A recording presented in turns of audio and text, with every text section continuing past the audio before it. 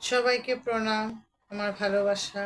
তোমরা সবাই ভালো থাকো, শান্তিতে থাকো, আনন্দে থাকো। ঈশ্বরের কাছে এই আমার প্রার্থনা। তো আমি সবসময় বলি যে ঈশ্বরেতে মন দিয়ে রাখো, ঈশ্বরেতে মন দিয়ে রাখো, ঈশ্বরেতে মন দিয়ে রাখো, মন দিয়ে রাখো বলি ঠিকই, এটা কি আর পট করে হয় না। তাই আমি আজ বলি কিভাবে ঈশ্বরেতে মনটা আমাদের দিয়ে রাখতে হয়। দেখো, সারা দিন আমরা পুরুষরাই বলো, আমরা মেয়েরাই বলো, সবাই সারাটা দিন কাজ করি, এইটা সেটা নানান কাজ থাকে, মনটা তাতে চঞ্চল হয়ে থাকে। আমরা ঠিক ঈশ্বরেতে মনটা দিতে পারি না, ঈশ্বরের নামটা ঠিকভাবে করতে পারি না। এর জন্য কি হয়, রাত্রি যখন আমরা শুতে যাই, ওই টাইমটা কিন্তু আমার, ওইখানে কারো টাইম না, ওইটা আমার, সম্পূর্ণ ভোর হওয়া অবধি আমার টাইম, আমি ঘুমাবো।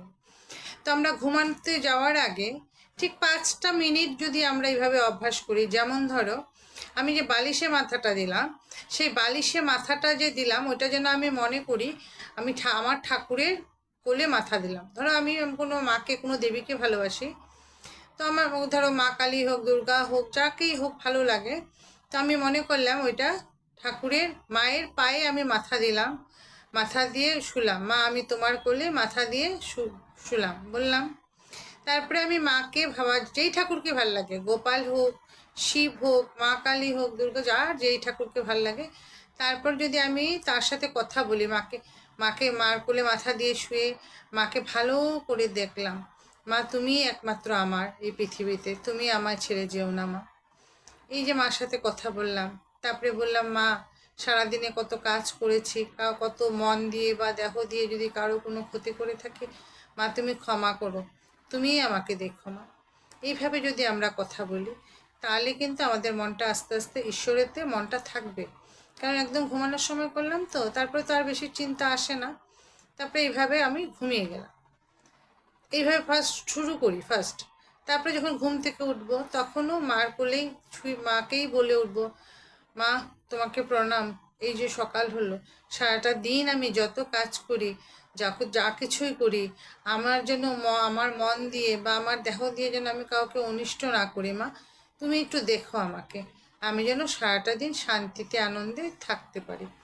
এইভাবে যে আমরা ঈশ্বরের সাথে একটা রিলেশন তৈরি করে নিই, এই যে রোজ দিন এইভাবে করতে করতে করতে করতে কী হবে জানো, আমার ঠিক ঈশ্বরের সাথে একটা কানেক্ট হয়ে যাবে। তখন আমার একটা ইচ্ছা করবে কখন রাত হবে, কখন আমি মার কোলে শুবো। তারপরে দেখবে যখন আস্তে আস্তে মনে হয়, যখনই আমি মনে পড়ছে তখনই মার কথাই মনে পড়ে। কারণ যখন রিলেশনটা গাঢ় হয় তখন তার কথাই তো মনে পড়ে।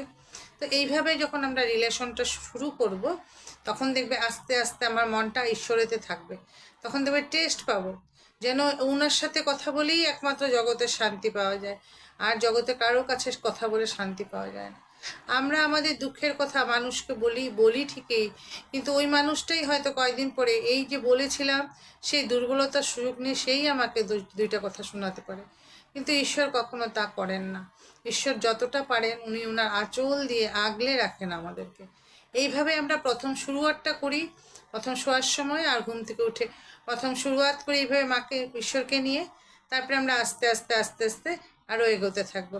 এগোতে এগোতে আমরা দেখব যে সত্যি এখানে ঈশ্বরের কাছেই একমাত্র শান্তি আর আনন্দ পাওয়া যায়, জগতের আর কোথাও আনন্দ শান্তি পাওয়া যায় না।